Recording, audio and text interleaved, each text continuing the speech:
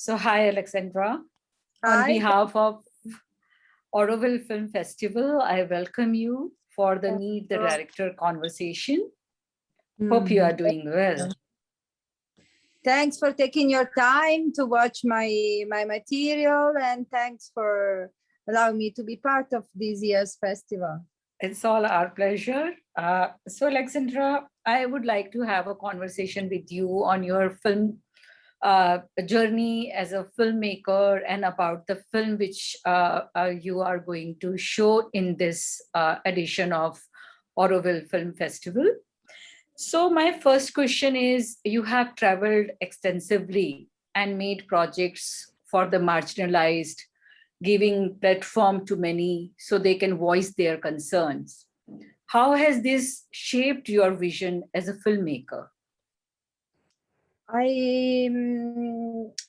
Before joining the art of documenting and telling stories, I was pretty much a video artist in the underground scene of music and art.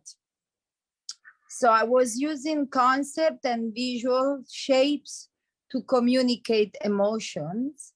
But when I finished university, I went to Africa just as a travel to celebrate the end of my studies. A new world opened ahead of me, and I realized that the same camera and the same lens I was using to communicate just emotion had such a power hemmed within it.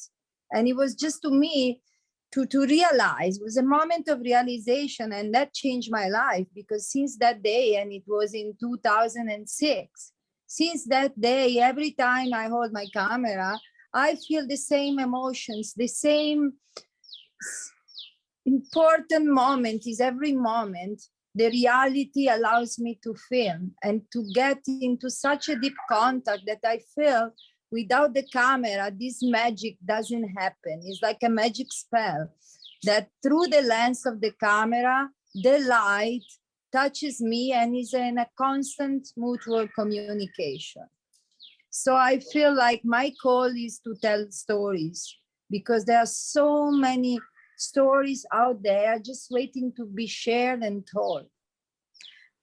So this journey from starting out as a VJ artist to becoming a documentary filmmaker must be with its own share of challenges. Can you share those with us? How you navigate from VJ artist to a documentary filmmaker? It's a big jump into the unknown, because I soon realized that to be a documentary filmmaker, you need a lot of time and a lot of money. Yes. Because you can tell many stories, but then who are listening to your stories? So you need to think of quality and beauty, because just throwing up a story won't be as much effective as to doing it with the right time and care for details. That is a big challenge, and I think many colleagues leave it there when they found out that funds were a problem. But for me, as all the best thing in my life happened kind of spontaneously. I think if it's meant to be, you do it. And I was in Africa. I was pregnant of my first daughter. I had finished university, so I had no money. But still, I connected to the no-profit movement in Africa, which was kind of low budget considered the filmmaking scene in Europe or abroad. But for what was Africa at the time was enough to make something of international quality. So that thanks to the support of like humanitarian organization, that's how I started, and I continued for like 12 years in that field. Great. It must be a very interesting field. Yeah. So in your website, you say you use camera as a way of practicing self-observation. I'm curious to know, who are your visual storytelling inspirations, and what motivates you to tell your stories? Okay, so my heroes are the people in the streets, in the next door's house, the hidden heroes, the women who carry a lot of weight on their shoulders and most of the time are unseen. Yes. So my attention goes to the people of everyday life, which usually we don't stop and look at. That's why the camera is this magic that allows me to stop and connect.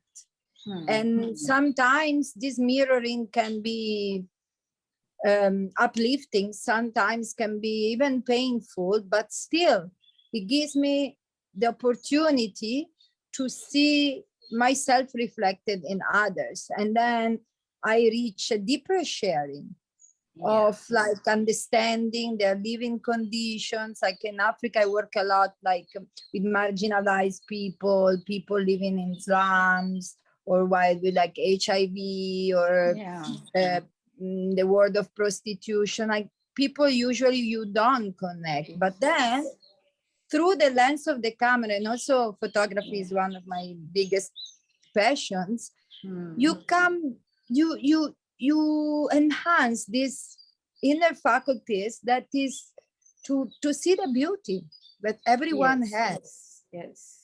So my next question is like your film, Learning from the Intangible, is on integral education. And we, those are in Auroville, or people those are connected to Sri Aurobindo and the mother, understand the philosophy behind this. But many people are not aware on this subject of integral education. How do you take this conversation about integral education to the next level, to the larger audience as a filmmaker? Thanks. That's a very meaningful question, because I was one of those people speaking about big words, integral education and free progress, but then without knowing really what do they mean, in what matters that is our daily practice with kids. We can talk and share papers, but I think Aurobindo and mother already, dogs, sorry, already brought it all. I mean, there is no more need to go over and over the concepts. They left us footprints in order to be able to start our own journey, our own path. That's why I think my film is really literally a journey, a dive within the integral education, but to see really what is the practice with kids. The foundation are very important. We thought that was a new thing, integral education. Yes, it's radical and it's different, but it's not new. It has very deep foundation, like in Montessori, in Steiner, even Plutarch would share so many principles with the integral education. But what is the daily practice? We are just starting tiny baby steps, and still there is a lot of insecurity. Parents, even in Auroville, send their kids out of school because it lacks accreditation. I mean, they are afraid that then the kids won't be accepted in the world outside. They won't be able to join university. So there is a lot of fear because it's still new. So I wanted to see with my eyes and touch with my hands what is integral education. How do you assess it when you have no grades? You cannot use vote. You don't compare kids. Then how do you assess this journey? Which are the milestones of a journey that seems so intangible?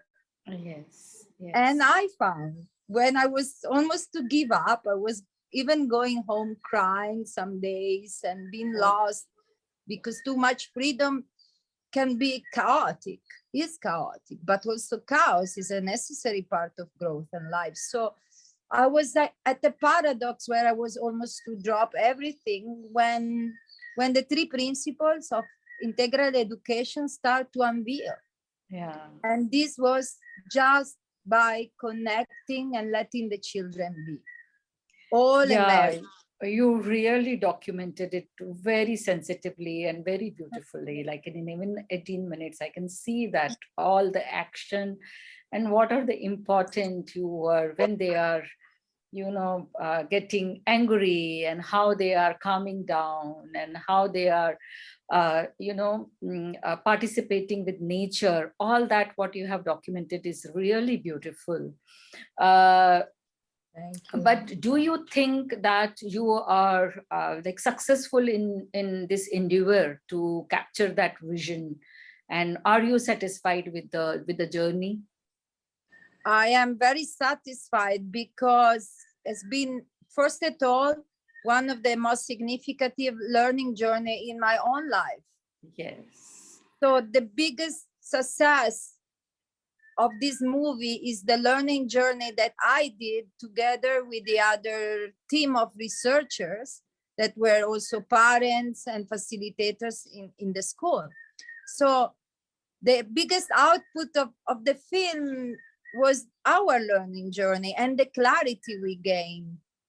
My eyes are not the same now when I see and how I see kids. It has changed forever, and how I perceive myself as a lifelong learner.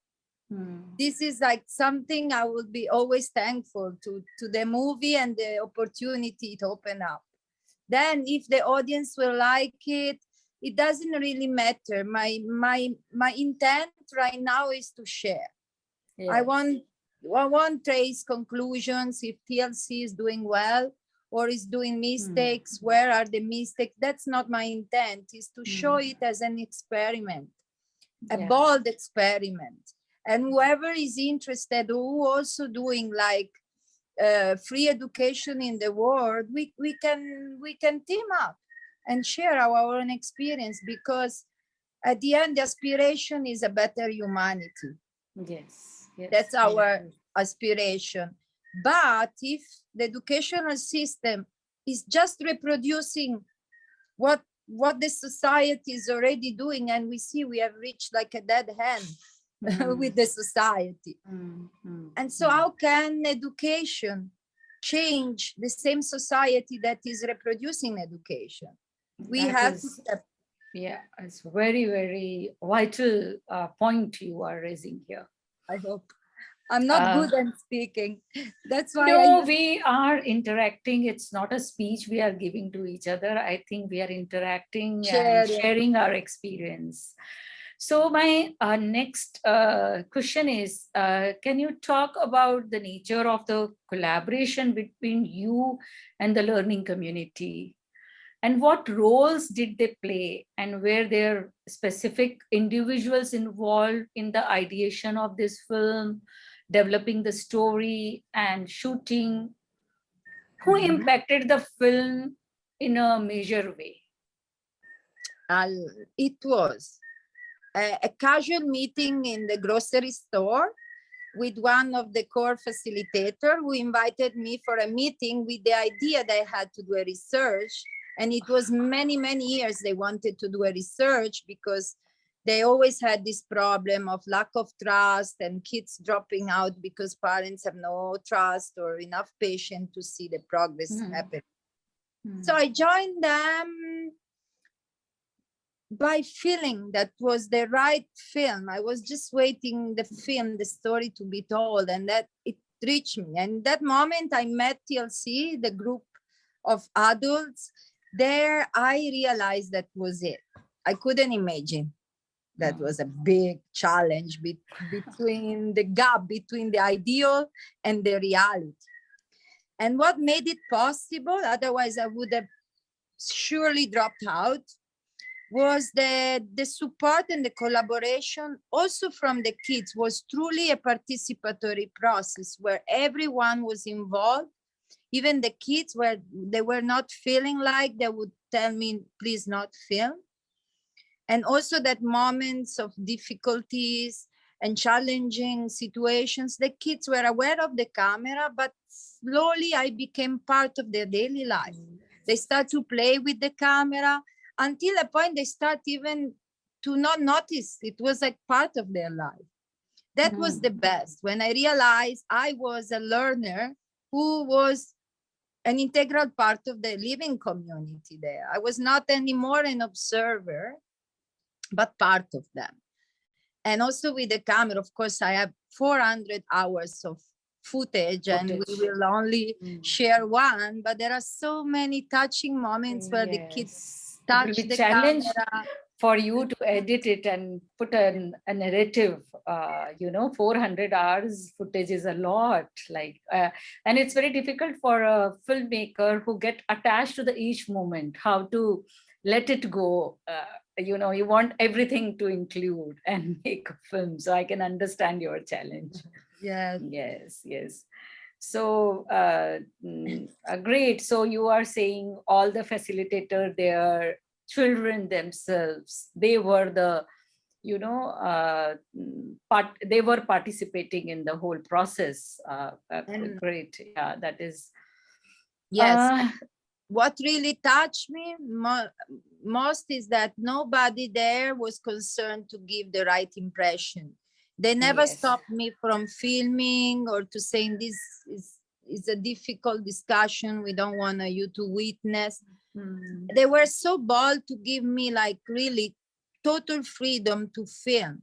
I had no boundaries, no impositions from their side, and no intent to advertise their methodology, nothing. So I believe as a filmmaker, you must have reached to that level of understanding with your subject and with the people you are filming. So that is a very crucial role of a filmmaker, to break that ice and become a part of the play, what you want to. So I can understand, and I really congratulate for that. If you become so one of them and film that, so I think viewer is going to have a very it's not you and them, it's a one, they are going to experience that through your film. That's the great. So a lot of research goes into documentary filmmaking. And is there something that you have learned during the process of making this film that you wish you had known before going into making it? Is that any time that situation came in this journey? First, as I said, it's completely independent, so we don't have any funding. Not even 1 lakh funding from anyone. So it was all insourced by me and the little funds of TLC. So we only used average hard drives, USB hard drives. And 4 months ago, I lost my film and I lost the backup. So I lost everything. Well, I sent to Coimbatore the hard disk to be repaired, and I used the spare one with the backup for a week. Even the backup crashed. So for almost 5 months, I was stopped, and I thought I would never recover it. That was the biggest challenge. Next time I would think of also funding before starting a project, because if you have funds, you can buy a protected system of hard disk, so you don't face the same challenges. Also, I couldn't afford an audio person, so all the audio was on camera, while when I used to work on budgets, I used to have a person just working on the audio and the boom, and that would have changed my life to have it. So I think I will continue for sure, and because I'm just learning also, but I always feel I'm learning. So maybe a bit of a budget, not really completely self-funded like that. Most of the time filmmaker face these documentary filmmakers. I understand. So how has your experience working on this particular subject different from other films you have directed? What other kind of subjects do you see yourself engaging in the near future? So the difference of this subject was that we didn't have an outcome. We couldn't envision what would come out after spending 1 year every day in the school.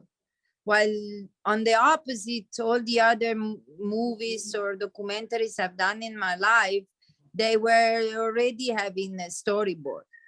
So this time was completely intangible, even the storyboard. And there was no set outcome. And I liked it, but was also very challenging. In the future, I see myself still working and collaborating in Auroville, which is my home. And I have, again, not set outcome. I think the story will find me. We will sense it. Of course, filmmakers in our days are in demand, like everyone asked for a video. That's not a problem. I'm happy to volunteer for small units and projects that ask me maybe 2-3 days. But like the next film, I know is already in the universe. And Yes, right. it will come soon. But I don't put any boundaries. I know it's there, and it will